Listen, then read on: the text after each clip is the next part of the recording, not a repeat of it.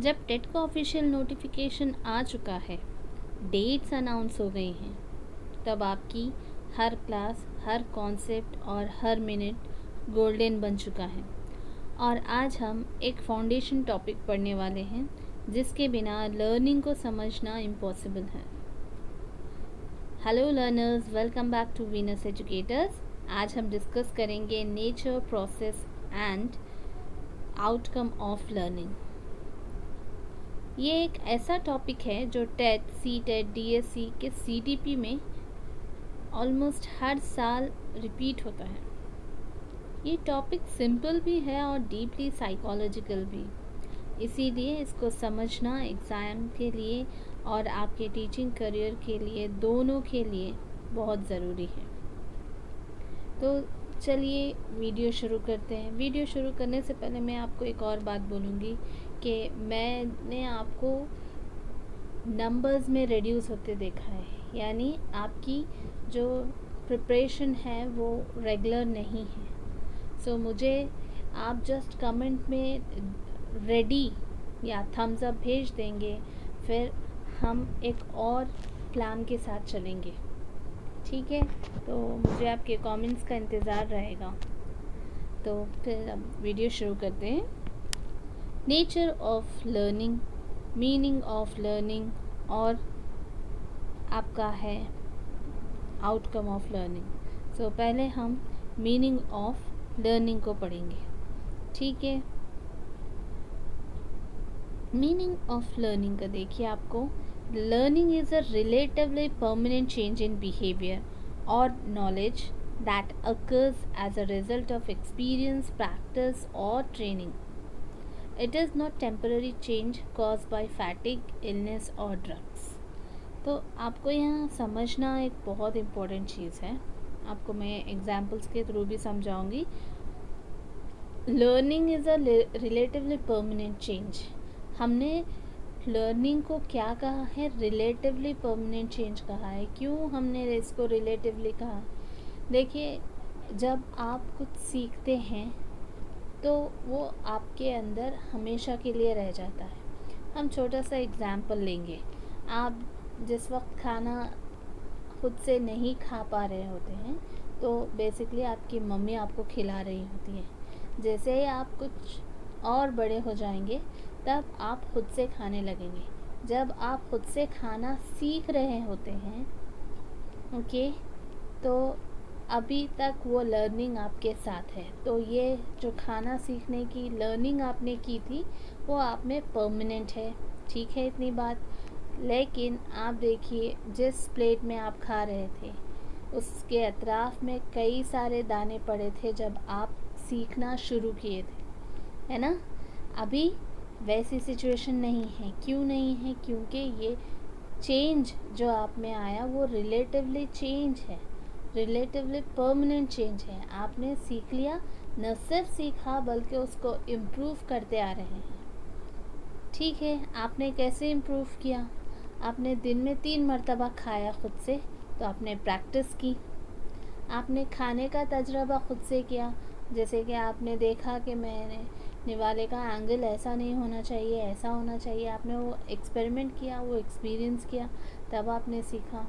फिर आपकी मम्मी ने बताया आपको, आपकी मम्मी ने आपको ट्रेन किया, नहीं ऐसे नहीं, प्लेट को पूरे से अच्छे से साफ़ करना होता है। ठीक है, इतनी बात। सो आप क्या कहेंगे? Learning is a relatively change. Relatively हम इसीलिए कह रहे हैं क्योंकि आप जैसे सीखे हो आप वैसे ही नहीं रहेंगे, आप उसमें इम्प्रूवमेंट करते रहेंगे। ओके, तो इसीलिए लर्निंग को क्या कहा गया है? रिलेटिवली परमानेंट कहा गया। किस में आएगा? ये आपके बिहेवियर में आएगा। ओके, तो ये किसके रिज़ल्ट में होगा? यानी क्या करने से आप लर्निंग कर पाओगे? एक्सपीरियंस करेंगे, प्रैक्टिस करेंगे और ट्रेनिंग लेंगे। इसीलिए आपने बॉक्स में देखा है, learning is equals to change plus experience plus practice. ये एक चेंज है जो प्रैक्टिस और एक्सपीरियंस के थ्रू आएगा।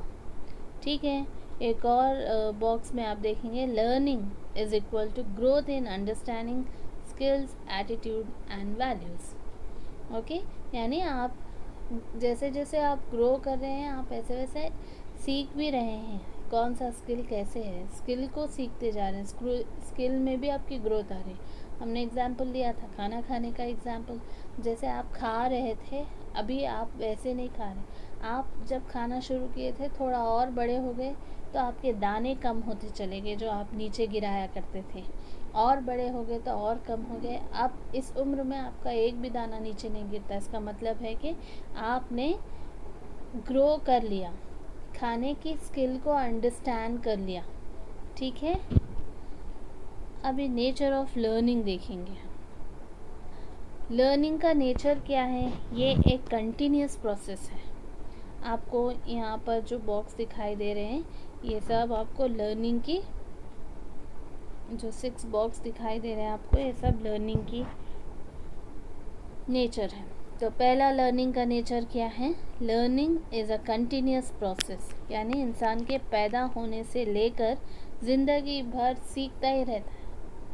ओके, इसीलिए इसको क्या बोलेंगे, learning is a womb to tomb process, यानी आप जब अपनी माँ के पेट में थे उस वक्त से आपके मरने तक आप कुछ ना कुछ सीखते रहेंगे। इसीलिए learning is a continuous process, it begins at birth and continues through out life, formal plus informal plus incidental learning. अब यहाँ हम इसको समझेंगे फॉर्मल लर्निंग क्या होता है। आप बाकायदा जो क्लासों में जाकर सीखते हैं, जिसके लिए आपको सर्टिफिकेट्स दिया जाता है या फिर एग्ज़ाम कंडक्ट किया जाता है, ऐसी सीखने को आप बोलेंगे फॉर्मल लर्निंग। बिल्कुल एक टाइम फिक्स्ड है, एक स्केड्यूल है, ये सब आपका फॉर्मल टीचिंग में आएगा। इनफॉर्मल टीचिंग, जो भी अखलाक आप अपने घर वालों से सीखते हैं, उनको देख कर सीखते हैं, ये सब आपका इनफॉर्मल टीचिंग में आएगा। इंसिडेंटल लर्निंग, इंसिडेंटल लर्निंग यानी जो आप सोचे समझे बिना सीखते हैं। जैसे आपने कहीं किसी को कुछ गाना बजाते हुए दूर से आपके कानों में कोई कुछ सुनाई पड़ गया और अचानक से आप वही बोल बोलने लगते हैं। उन बोल की तरफ आपने कुछ फॉर्मल सेटिंग में नहीं देखा या फिर आपने कोई अटेंशन पे नहीं किया, आप गौर से कुछ सुने नहीं, बस आपको कहीं ना कहीं दूर से एक आवाज़ आ रही है एक गाने की और वो गाना अचानक आपके ज़बान पे होगा। यही होता है इंसिडेंटल लर्निंग, यानी बिना सोचे समझे। आप भी अपने घर की कई सारी जगहों को बहुत अच्छे से पहचान पाते हैं, क्यों, क्योंकि आपने उसको याद नहीं किया है कि ये कोने में ये रखा है, ये पड़ा है। आप कितनी भी नींद में हो, कितना भी अंधेरा हो, आप जस्ट गेस से आप अपने घर में सेफली कहीं भी निकल जा सकते हैं। ये सब इंसिडेंटल लर्निंग का नतीजा है, क्योंकि आपने उसको सीखा नहीं है, उसको प्रैक्टिस नहीं किया है, एक्सपीरियंस नहीं किया है।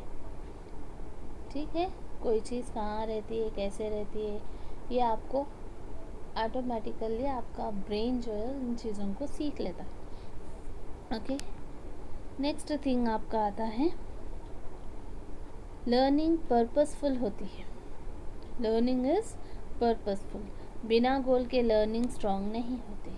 आप कोई भी चीज़ सीखेंगे, मान लीजिए आपको अपनी दूर बैठी बहन को कोई फ़ोटोग्राफ भेजनी है और आपको व्हाट्सएप चलाना नहीं आता, आप क्या करेंगे, व्हाट्सएप को सीखेंगे, क्योंकि आपका एक मकसद है, आपको अपनी फ़ोटो अपनी बहन को भेजनी है। So it is always goal directed. Learning कैसा होगा, हमेशा गोल डायरेक्टेड होगा।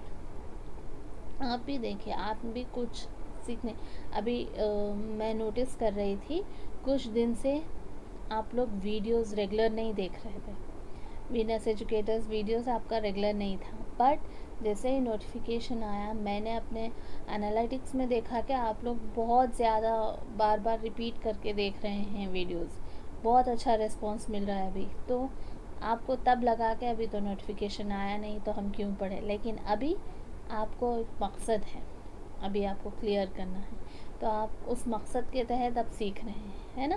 So learning is purposeful. Learning is an active process. Learning कैसा प्रोसेस है, एक एक्टिव प्रोसेस है, पैसिव नहीं है। सिर्फ सुनने से लर्निंग नहीं होती, करने से होती है। जैसे आप लोग एक्टिवली सुन रहे हैं और अपने नोट्स बनाए जा रहे हैं साथ ही साथ, फिर उसको रिपीट करेंगे, राइट। तो ये सब क्या है, आपका एक्टिव प्रोसेस है। आप सोए हुए हैं और मैं आपके कान में कुछ बोल रही हूँ, ऐसा तो नहीं चल रहा है, राइट। आप बिल्कुल अटेंटिव हैं मेरी तरफ, एक्टिवली सुन रहे हैं। तो learner must participate physically and mentally. Learning by doing is essential. Okay, next is learning is transferable skill. Learn in one situation can be used in another. एक स्किल में जो आप कुछ सीखे हुए हैं वो ट्रांसफ़र हो सकती है आपको दूसरे सीखने में। हमने ट्रांसफ़र ऑफ लर्निंग में ये भी देखा था कि लर्निंग, एक जो लर्निंग की गई है वो दूसरी लर्निंग में आपको हेल्प करती। जैसे कि आपका साइकिल चलाना आपको काम आ जाएगा स्कूटी सीखते वक्त भी, है ना। तो this is learning is transferable. Learning is influenced by motivation. Of course आपको टेट क्यों क्रैक करना है ना। आपका एक मोटिवेशन है कि आपको गवर्नमेंट जॉब चाहिए, आपको डीएससी लिखना है, इसीलिए आपको टेट क्रैक करनी है, राइट। सो इसीलिए हम क्या कहेंगे, लर्निंग एक मोटिवेशन के इन्फ्लुएंस से चलती है। इंट्रिंसिक हो या एक्सट्रिंसिक मोटिवेशन, दोनों भी इम्पोर्टेंट है। Highly motivated learners learn fast. आपका अगर बहुत ही ज़्यादा स्ट्रॉन्ग मोटिवेशन है कि आपको टीचर बनना ही बनना है, तो आप दूसरों की बनिस्बत बहुत ज़्यादा अच्छे से सीख सकते हैं, क्योंकि आपका मोटिवेशन स्ट्रॉन्ग है। जो स्टूडेंट मोटिवेट होता है वो जल्दी और बहुत अच्छे से सीखता है। हर बच्चा अपने स्पीड और अपने स्टाइल और अपनी एबिलिटी के हिसाब से सीखता है, लेकिन मोटिवेशन भी बहुत ज़्यादा असर करती है। लर्निंग डिपेंड्स ऑन मैचुरेशन, है ना। लर्निंग किस पे डिपेंड होती है, हम ऑलरेडी डेवलपमेंट के वीडियो में सुन चुके हैं ये बात कि जब तक बच्चा फिज़िकली रेडी नहीं है हम उसको कुछ सिखा नहीं सकते हैं। फिज़िकली रेडी का मतलब उसके मसल्स, उसका दिमाग उस चीज़ को क्या कहेंगे, सीखने के लिए तैयार होना चाहिए। ओके, तभी बच्चा सीख सकता है। Learning is social. आपको तो पता है कि इंसान समाजी जानवर है, यानी हम एक दूसरे से सीखते हैं, हम समाज से सीखते हैं, हम एक दूसरे के इंटरैक्शन से सीखते हैं, हम एक दूसरे के इमिटेशन से यानी नकल करके सीखते हैं, किसी को ऑब्ज़र्व करके सीखते हैं, किसी के साथ मिलजुल कर रहकर सीखते हैं, है ना। तो ये सब चीज़ें क्या बोलेंगे आप, learning is social. Learning involves organization. अब लर्निंग इन्वॉल्व्स ऑर्गेनाइजेशन क्या होता है, new knowledge connect with previous knowledge. आपका पहला जो नॉलेज है, पुरानी जो नॉलेज है, उसको कनेक्ट करते हुए आप नई नॉलेज की तरफ बढ़ते हैं। जैसे हमने पियाजे की थ्योरी में पढ़ा था, आपके पास कुछ है, इन्फॉर्मेशन है, उसी को हम स्कीमा कहते हैं। तो लर्निंग आपके स्कीमा से जुड़कर नई नई चीज़ें और एसिमिलेशन और अकोमोडेशन की तरफ बढ़ती जाती है ना। चलिए अब हम देखते हैं नेक्स्ट टॉपिक क्या है हमारा, the learning process. Okay, learning process, learning होती कैसी है, स्टेप बाय स्टेप देखेंगे। फर्स्ट वन होता है आपका मोटिवेशन, यानी आप क्यों कोई काम करना चाहते हैं। Okay, learner starts when the learner feels a need और डिज़ायर। मैं आपको सिंपल थिंग बता रही हूँ कि आपको यहाँ तक यानी यूट्यूब वीडियोस पे सर्च करने तक किसने मजबूर किया, आपके मोटिवेशन ने मजबूर किया। आपकी ख्वाहिश है कि आप टीचर बने, गवर्नमेंट जॉब हासिल करें, इसीलिए उस मोटिवेशन ने आपको यहाँ तक खींच कर लाया, राइट। तो यही आपको बोलेंगे आपका मोटिवेशन है या आपका ड्राइव है। सो लर्निंग तब स्टार्ट होती है जब बच्चे के अंदर कोई नीड या इंटरेस्ट डेवलप होता है। है ना, आपके अंदर भी एक ज़रूरत है। शायद हो सकता है आपके फाइनेंशियल प्रॉब्लम्स इतने सारे हैं कि आपको एक अच्छी जॉब चाहिए जो परमानेंट हो, तो आप गवर्नमेंट जॉब के लिए प्रिपेयर हो रहे हो। या फिर ऐसे भी हो सकता है कि आपको समाज में अपना एक स्टेटस बनाना है और आप उसके लिए पढ़ रहे हैं। कोई भी बात हो, लेकिन आपके अंदर वो दिलचस्पी, वो मोटिवेशन आना ज़रूरी है फॉर लर्निंग। दूसरा होता है आपका गोल सेटिंग। गोल सेटिंग क्या होता है? The learner defines what needs to be learn. I want to learn multiplication, है ना। जैसे अभी आपको बहुत सारे वीडियोस हैं, लेकिन आपने क्या चूज़ किया? आपने टेट के वीडियोस चूज़ किए। तो आपका मोटिवेशन आपको किस तरफ बढ़ा रहा है? आपके गोल ओरिएंटेड सब्जेक्ट्स की तरफ बढ़ा रहा है। तब आप डिसाइड करेंगे कि आपको सीखना क्या है। ओके, मुझे टेट क्रैक करना है तो मैं टेट का कंटेंट पढ़ूंगी, मुझे नीट क्रैक करना है तो मैं नीट का पढ़ूंगी, है ना। तो यहाँ पर आपका गोल जो है आपको सिखाएगा कि आपको पढ़ना क्या है। नेक्स्ट थिंग है एक्सप्लोरेशन और trying. Learner starts engaging with an activity, observing, listening, experimenting, reading. यानी बच्चा एक्टिविटी में इन्वॉल्व होता है, सुनना, देखना, पढ़ना, ट्राई करना, ये सब उसका एक्सप्लोरेशन में आएगा।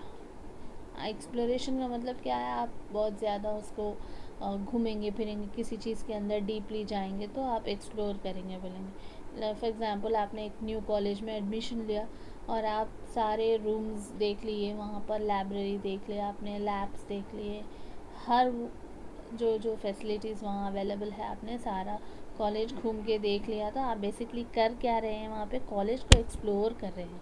आपको अब कॉलेज का कोना कोना पता है, तो इसीलिए लिसनिंग, ऑब्जर्विंग, एक्सपेरिमेंटिंग, ये सब आपके एक्सप्लोरेशन ऑफ लर्निंग में आएगा। ठीक। नेक्स्ट थिंग है एक्सपेरिमेंटेशन और प्रैक्टिस, या फिर हम बोल सकते हैं कि रिपीटेशन और प्रैक्टिस। सो रिपीटेड से attempts help in skill formation. Errors are natural.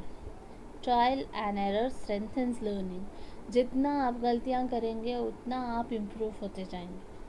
ठीक है, लर्निंग में ये एक बात बहुत अच्छी होती है कि आपकी गलतियों की वजह से आप पीछे नहीं रह जाएंगे, आप और आगे बढ़ेंगे।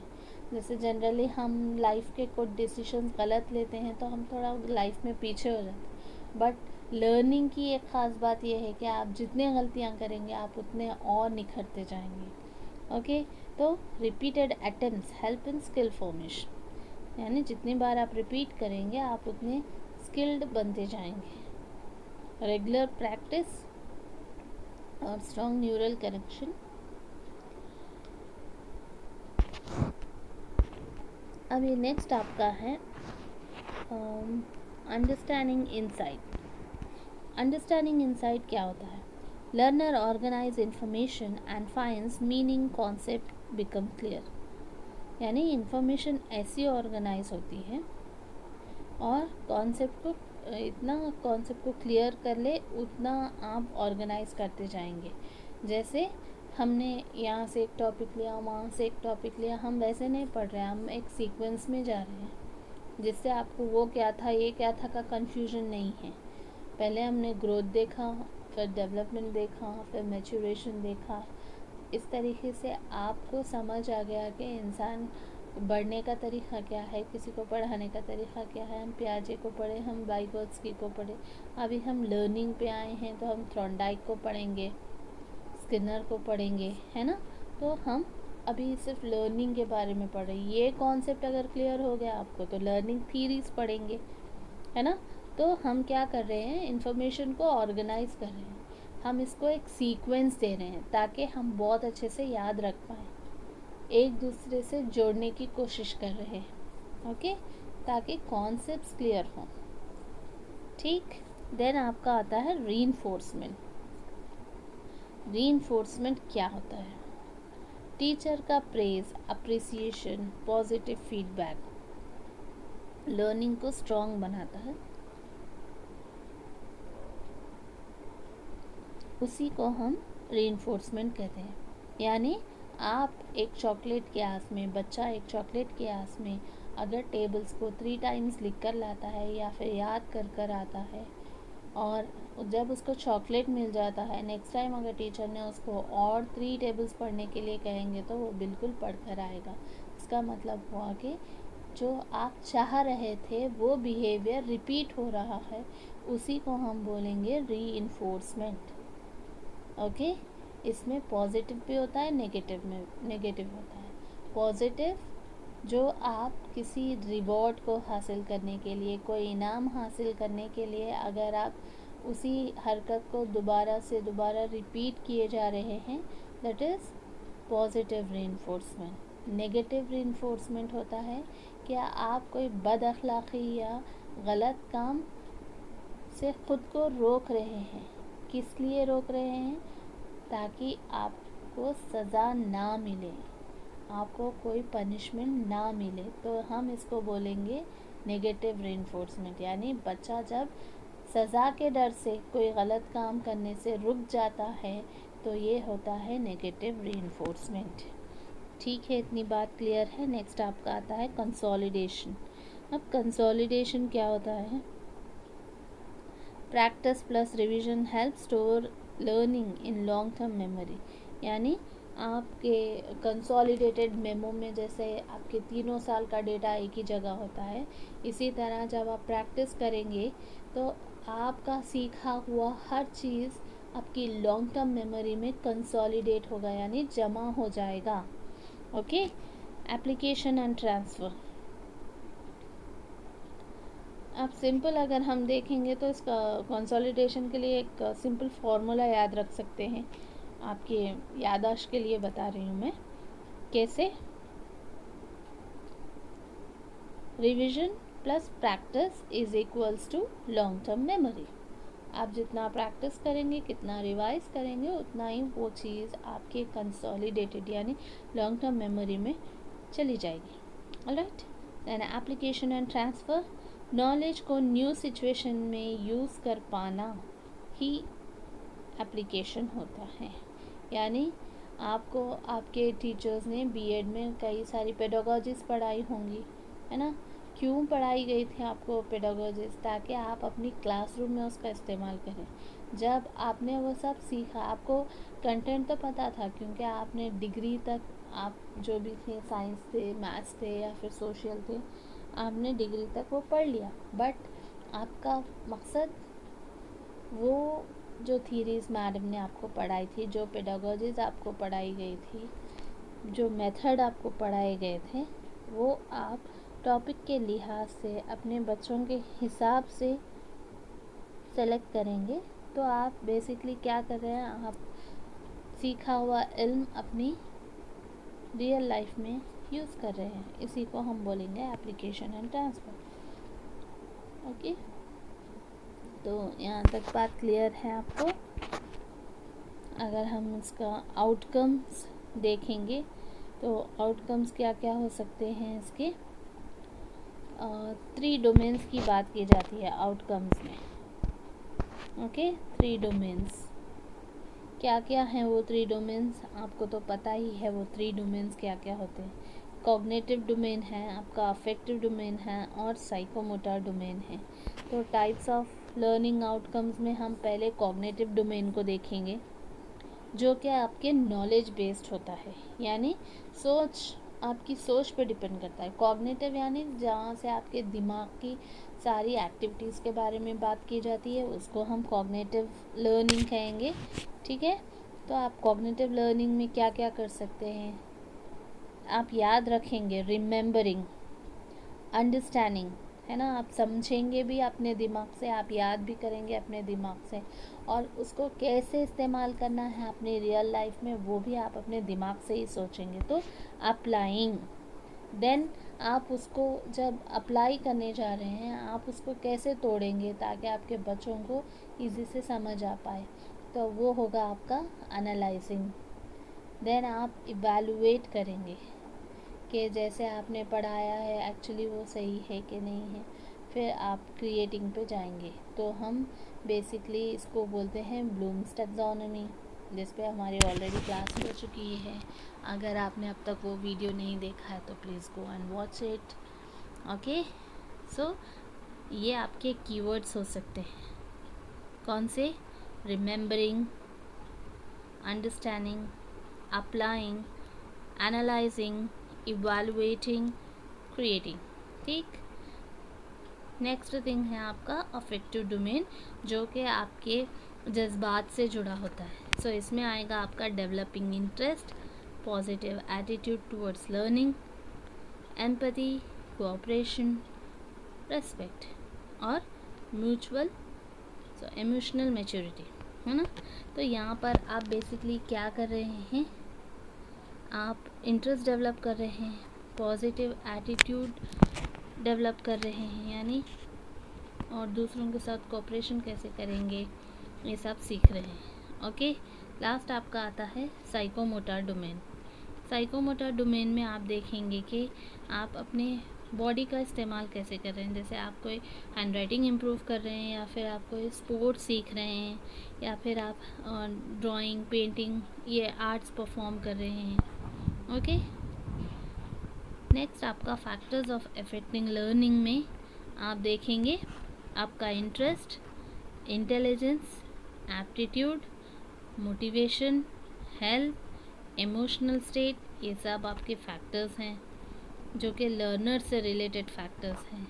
दूसरा है teacher related factor, teaching style, communication, use of aids, ये आपका टीचर रिलेटेड है। और आपका सी फैक्टर देखिए एनवायरमेंटल फैक्टर है, classroom climate, peer group, home environment, school infrastructure. फिर आपका डी आएगा relevance, difficulty level, organization of content. Okay. ये सब चीज़ें आपकी क्लास में हैं जो आपकी लर्निंग पे इफ़ेक्ट करते हैं। यानी आपका इंटरेस्ट बताएगा कि आप कैसे सीखेंगे, क्या सीखेंगे, आपका इंटेलिजेंस बताएगा आप कितना जल्दी सीखेंगे, आपका एप्टीट्यूड बताएगा कि आप क्या सीखेंगे, आपका मोटिवेशन बताएगा कि आपको क्यों सीखना है, आपकी सेहत बताएगा कि आपको कितना रुकना है, कितना चलना है, इमोशनल स्टेट बताएगा कि आपको कितना कंट्रोल करना है ना। ये सब चीज़ें हैं। एनवायरनमेंट भी आपको बहुत कुछ सिखाता है, आपका घर वाले कैसे आपको अलाउ करते हैं, कितना सपोर्ट करते हैं, स्कूल का इंफ्रास्ट्रक्चर कितना अच्छा है, कुछ दम घुटने वाले नहीं है, या फिर प्रॉपर वेंटिलेशन है कि नहीं है, ये सारी चीज़ें आपके लर्निंग पे इफेक्ट करेंगे। ठीक है, इतनी बात। अब इसका क्लासरूम एप्लीकेशन देखेंगे हम। A child improves hand writing after practice, that is psychomotor है। और student start liking science after lab activities, affective है यानी दिल से जुड़ा है। लाइक पसंद यानी दिल से होता है ना। A learner uses multiplication in real life, shopping transfer of learning है। आपने मल्टीप्लिकेशन स्कूल में सीखा और वही मल्टीप्लिकेशन आप शॉपिंग में भी इस्तेमाल कर रहे हैं, तो आप बेसिकली ये ट्रांसफ़र ऑफ लर्निंग है। टीचर यूजेस रीइंफोर्समेंट, जब टीचर रीइंफोर्समेंट यूज़ करता है तो बच्चे में मोटिवेशन, तो आपको चॉकलेट चाहिए तो आप पढ़ेंगे, सो दैट इज़ आपका मोटिवेशन इम्प्रूव हो रहा है। आपकी प्रैक्टिस क्वेश्चन की बारी है। तो learning is best defined as temporary change, permanent change due to experience, biological maturation, D imitation only. So best answer is B. It is a permanent change जो कि आपके एक्सपीरियंस से, प्रैक्टिस से आएगा। तो सेकेंड क्वेश्चन है the first step in the learning process is practice, reinforcement, motivation और application. बिल्कुल आपका मोटिवेशन आएगा। Connecting new knowledge with previous knowledge is called as obviously the transfer. आपकी पुरानी नॉलेज नई नॉलेज को कनेक्ट कर रहा है तो आप ट्रांसफ़र कर रहे हैं। फोर्थ क्वेश्चन है the student applies classroom knowledge to real life, this is आपका ट्रांसफ़र ऑफ लर्निंग है, ड्रिल है, एसोसिएशन है। एक्चुअली यहाँ पर आपको एप्लीकेशन आना था, बट यहाँ आपका ऑप्शन गलत है, तो हम एसोसिएशन की जगह एप्लीकेशन मान के चलेंगे, तो D is the correct answer. Okay. Affective learning outcomes related to problem solving, attitudes and values, motor skills. जब दिल से जुड़ी बातें होती हैं तो वैल्यूज़ की बात करेंगे हम, है ना। तो option B will be the correct answer. तो यहाँ पे हमारा वीडियो जो है एंड होगा। ओके, सो अब देखिए आपका टेट का नोटिफिकेशन ऑफिशियली आ चुका है। यही वक्त है स्ट्रॉन्ग फाउंडेशन बनाने का। तो आप डेली क्लास अटेंड करना, नोट्स बनाना और रेगुलर रिवीजन ही आपको फाइनल सिलेक्शन तक ले जाएगा। तो स्टे कंसिस्टेंट, स्टे फोकस्ड और वीनस एजुकेटर्स के साथ टेट को क्रैश करते हैं इस बार। ओके, तो फिर आपने मुझे जल्दी से कमेंट में बताना है कि हमारा नेक्स्ट टॉपिक क्या होना चाहिए। ओके, चलिए बाय बाय।